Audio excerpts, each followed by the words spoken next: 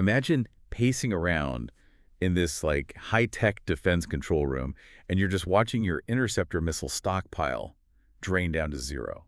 Oh, man. Right. While the sky just filling up with incoming drones. Or picture watching your tech company hit a $3 trillion valuation, only to see your investors immediately start panicking. Which is, I mean, it's the ultimate paradox, Yeah. because the systems we rely on to run the world, like our defense grids, our financial markets, even the biological systems keeping us alive, they have literally never been more advanced. Yeah. And yet they have never looked more fragile than they do right now. So true.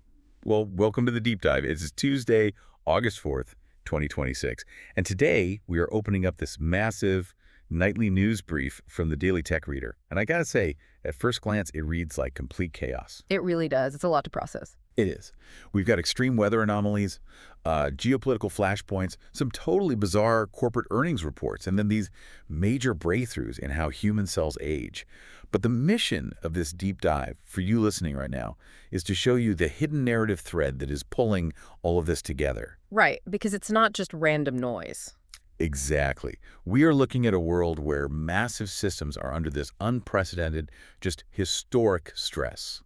And we're going to look at how humanity and our technology are scrambling to adapt. Yeah, and to do that, we really have to look past the surface level headlines. We're going to dig into the underlying mechanics of these systems to understand exactly why all these seemingly disconnected events are converging on this specific Tuesday.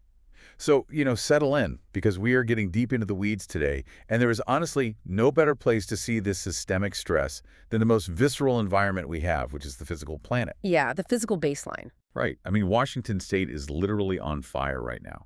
The Spokane wildfires have exploded past 8,000 acres. And as of this morning, there is zero containment.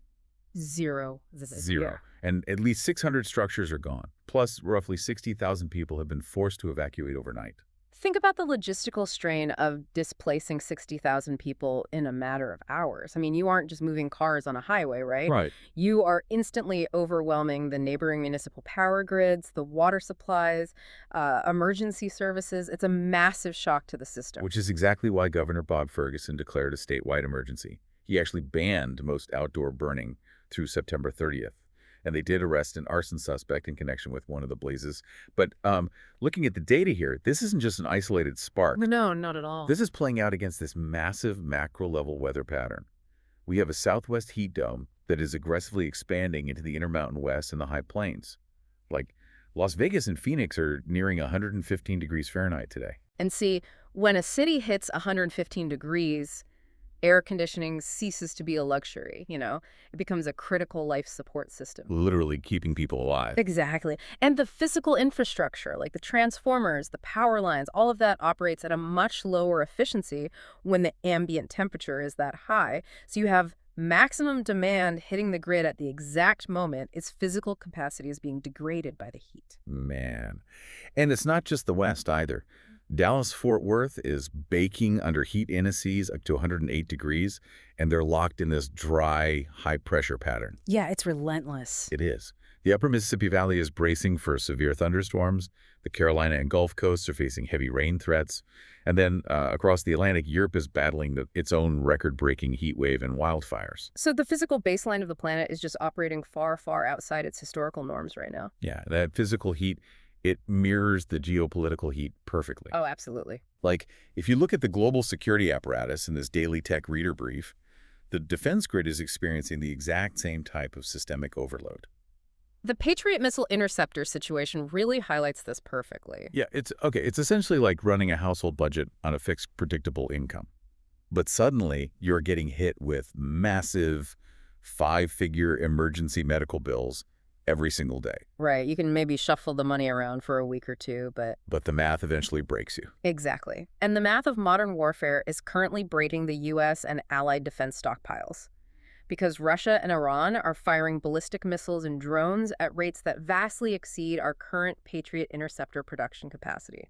Wait, we are supplying multiple active fronts simultaneously? Right. Exactly. Ukraine, Israel, our Gulf partners, they're all pulling from the same shared U.S. inventory. And this exposes a massive vulnerability in how modern defense systems are engineered, The strategy for decades has relied on these highly sophisticated interceptors. I mean, a single Patriot missile is this boutique piece of engineering. It's not just a bullet. Right. It requires specialized solid rocket motors, advanced guidance systems. They take a very long time to build, and they cost millions of dollars each.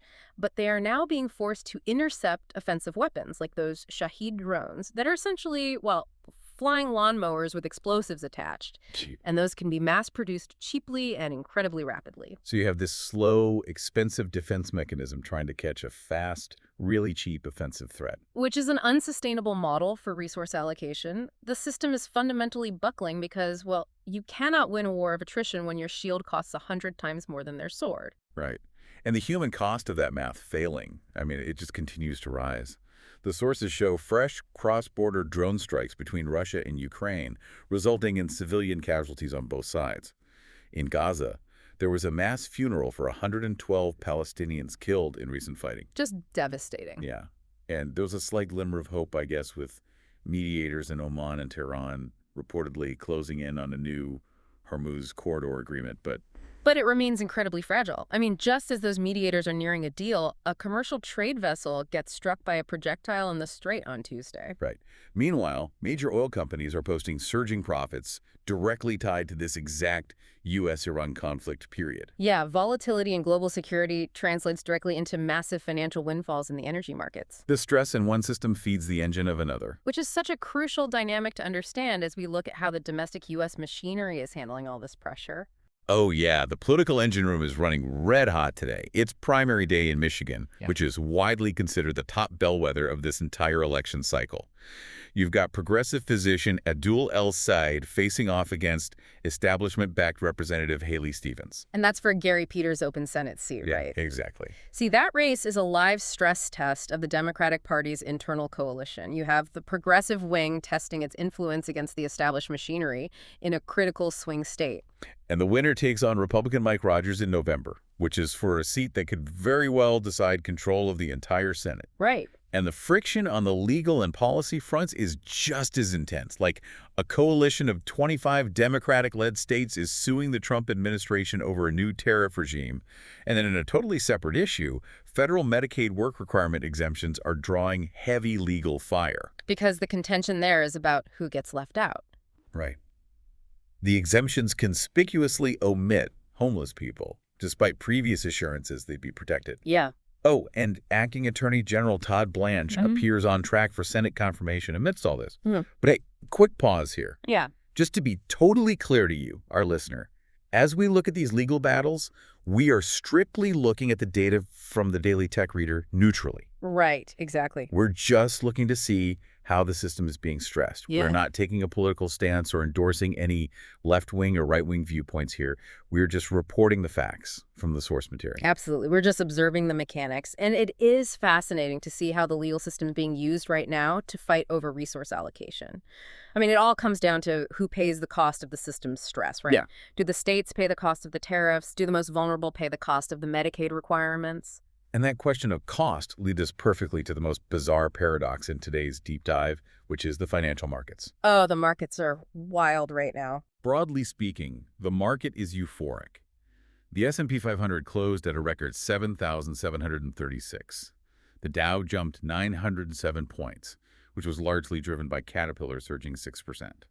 And Amazon, they officially crossed a $3 trillion market cap for the first time ever. Right, and they achieved that $3 trillion valuation on the exact same day that New Jersey filed an antitrust suit against them. I saw that. Yeah, alleging they illegally leveraged market power over independent delivery contractors.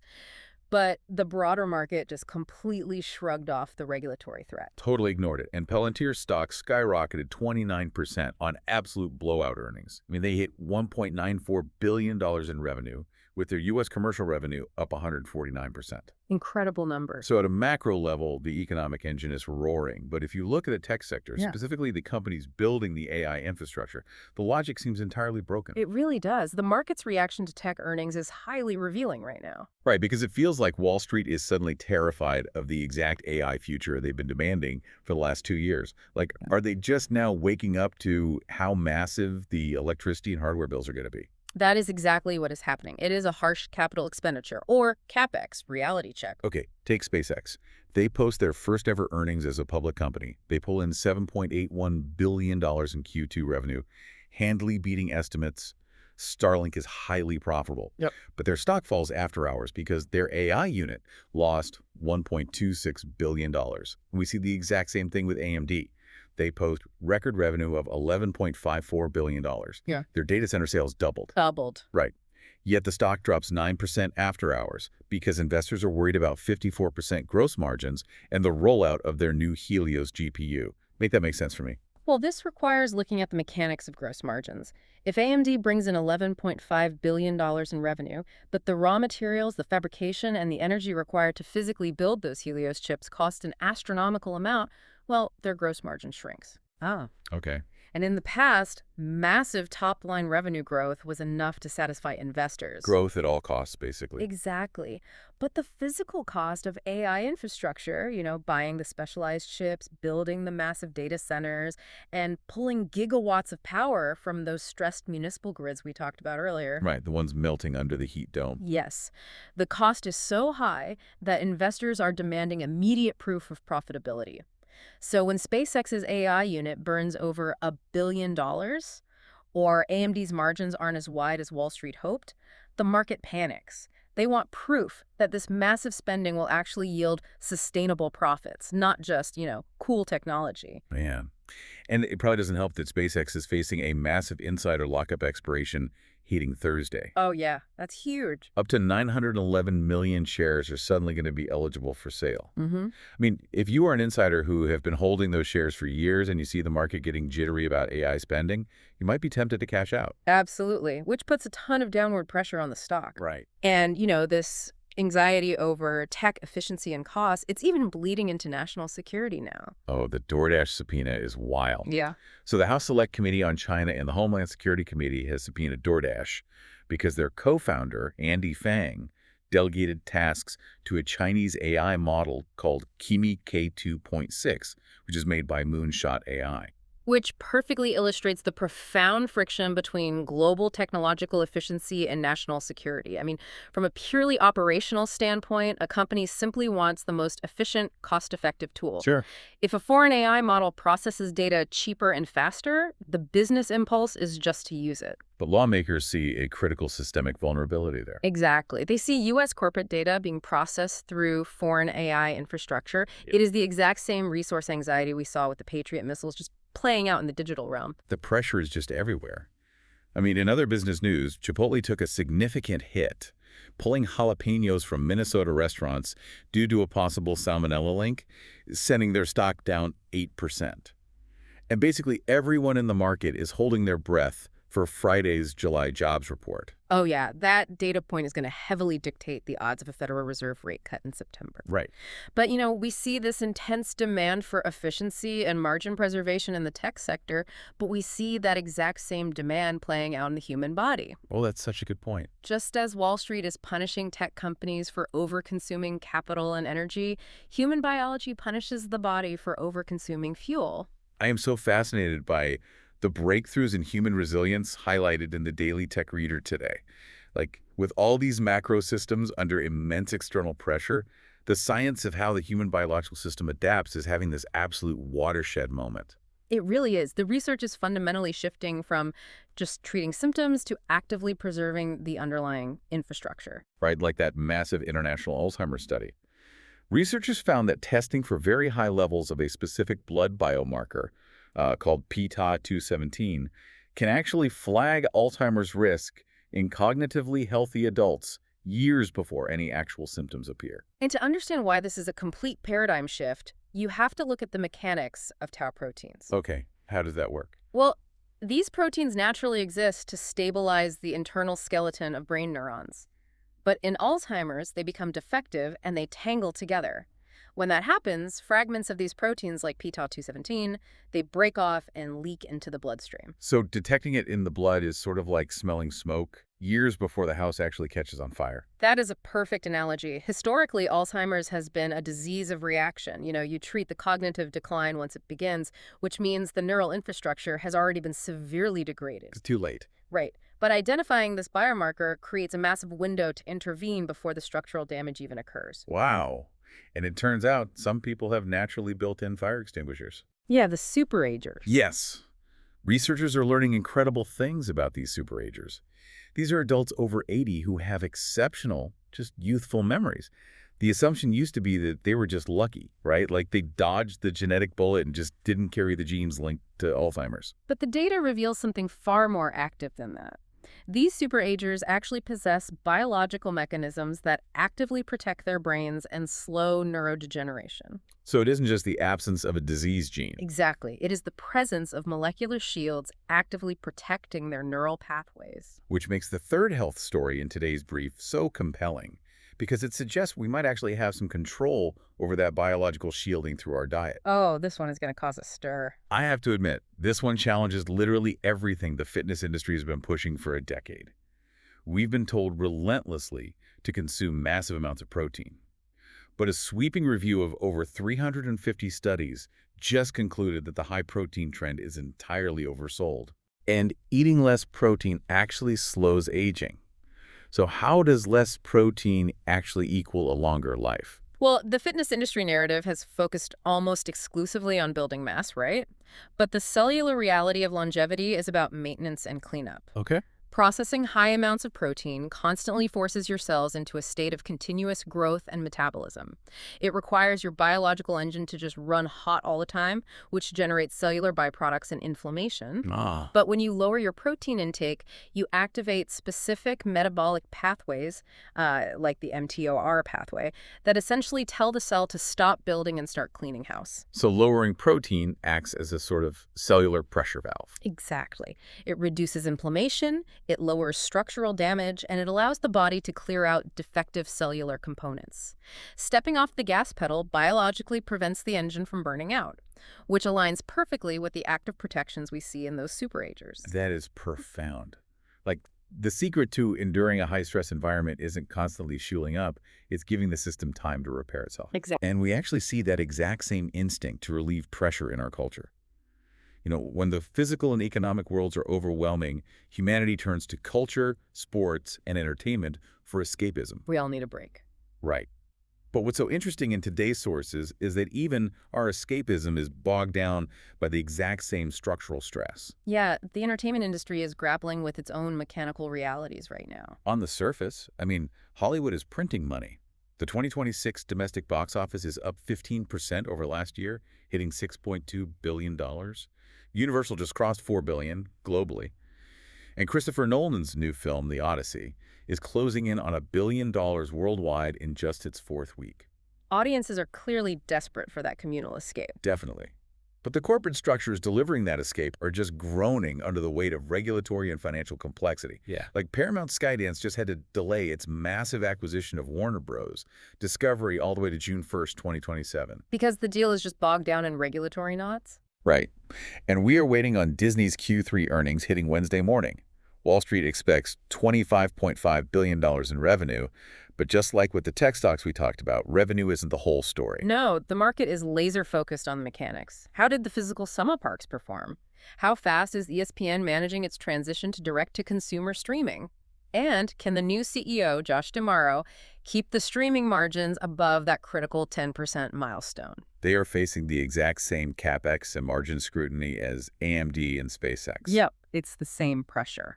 And we see this collision of real-world pressure and entertainment and sports, too. Like, NFL training camps are in full swing right now, and we are finally seeing biological preservation take priority over the traditional gladiator mentality. Yeah, the Guardian caps. Yes. Houston Texans safety Jalen Pitre was just named the first-ever Guardian cap athlete for the regular season. For those who don't know, the Guardian cap is that enhanced soft-shell padding worn over the traditional hard polycarbonate helmet. It's basic physics, right? The soft shell absorbs and disperses the kinetic energy of a hit before it even reaches the hard shell, which significantly reduces the impact force on the brain. Great. The league is finally acknowledging the sheer physical toll this sport takes on the biological system. I mean, approving the Guardian caps for the September 10th opener is a real-world application of the longevity science we've just discussed, trying to protect the neural infrastructure. And we see those biological vulnerabilities highlighted in the NBA as well. Hall of Famer Chris Bosh publicly warned young phenom Victor Wembanyama about the severe risks of blood clots. Which is scary, considering Bosch's own Hall of Fame career was cut short by a near-death scare with clots. It is a very sobering reminder that even the most elite, heavily monitored physical specimens on the planet possess deeply fragile biological systems. The sports world is essentially a real-time exercise in managing high-value assets under extreme pressure. Speaking of managing assets, also in the NBA, the Mavericks are exploring trading Klay Thompson, and he's reportedly open to an LA move. Oh, wow. Yeah. And in baseball, the post-trade deadline era is fully underway. We saw Boston's Adley Rutschman face the White Sox, and the Yankees debuted 5 new players, including Luis Garcia Jr. And they combined for 5 home runs and a rout of the Cardinals, didn't they? They did. See, when you look at post-deadline baseball, you are watching franchises attempt to urgently optimize their resource allocation. Absolutely. The Yankees acquiring 5 new players and having them instantly produce 5 home runs is an immediate successful stress test of their newly acquired assets during the most grueling part of the season. Makes total sense. Also, just of note, in the sports business world, Larry Bird was just named the new MLS commissioner, so he's stepping into a league that is aggressively trying to scale its own infrastructure. Escapism is just as tethered to biological and economic realities as everything else, isn't it? It really is. Well, we have covered a massive amount of ground today. We started with the sheer physical devastation of the 8,000-acre Spokane fires and the 115-degree heat domes testing our municipal grids. We looked at the alarming mathematical deficit of our Patriot missile stockpiles against cheap, mass-produced drones. We examined the paradox of a $3 trillion Amazon and blowout tech revenues, contrasted against a market that is terrified by the capital expenditure required to keep the AI engine running. Right. We looked at the biological engine, exploring how the pTau-217 Alzheimer's biomarker and the cellular cleanup of low-protein diets can help the human body endure. And we saw all of these themes, margin anxiety, biological preservation, resource allocation, reflected directly in Christopher Nolan's box office, Disney's streaming margins, and the NFL's Guardian caps. It all points to a civilization striving to adapt its systems to handle unprecedented loads. And this leaves us with a critical question for you to consider long after this deep dive ends. We have proven that human technology is incredibly advanced. We can detect Alzheimer's in a drop of blood years in advance. We can build artificial intelligence so powerful that global superpowers are subpoenaing each other over it. We are mastering the microscopic and the digital. But despite all of that brilliance, we remain entirely vulnerable to fundamental physical realities. We cannot engineer our way out of a wildfire. We cannot magically conjure enough physical interceptor missiles to defend our allies. And our most advanced data centers are completely reliant on a municipal power grid that is currently baking under a heat dome. Why? So the question you have to ask yourself is, are we over-innovating in the digital and biological realms while dangerously neglecting the very physical infrastructure that keeps the entire system from collapsing? Man, a sobering thought to leave on. The strongest structures, whether it's a tech valuation, a defense stockpile, or our own biology, are really only as resilient as their foundations. Thank you for joining us on this deep dive. Keep questioning the systems around you, and we'll see you next time.